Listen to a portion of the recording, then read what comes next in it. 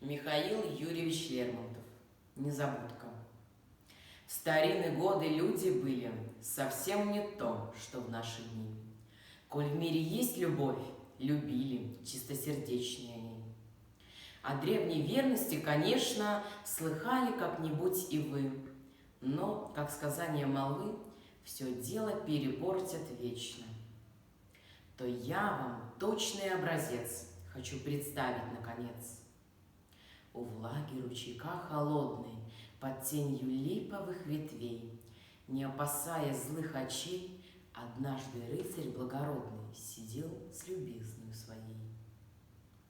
Тихонько ручкой молодою она красавца обняла.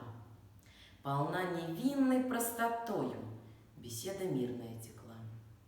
«Друг, не клянись мне напрасно, — сказала дева, — верю я. Ясна, чиста любовь твоя, как эта звонкая струя, как этот свод над нами ясный, но как она в тебе сильна, еще не знаю. Посмотри-ка, там рдеет пышная гвоздика, но нет, гвоздика не нужна. Подали, как ты, унылый, чуть виден голубой цветок.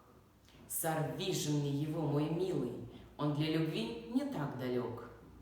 Вскочил мой рыцарь, восхищенный ее душевной простотой, через ручей прыгнув, стрелой летит он цветик драгоценный сорвать поспешной рукой.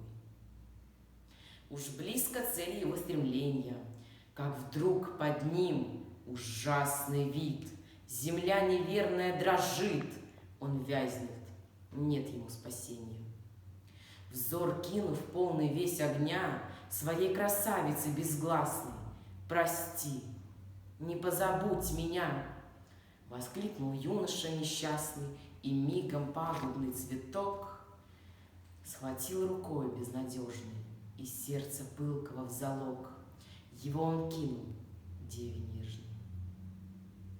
Цветок печальный с этих пор любови дорог, сердце бьется, когда его приметит взор, он незабудкою зовется. В местах сырых, вблизи болот, как бы страшась прикосновения, он ищет там уединения. И цветом неба он цветет, где смерти нет и нет забвенья. Вот повести конец моей, судите, быль или не былица, а виновата ли девица, сказала верно совесть ей.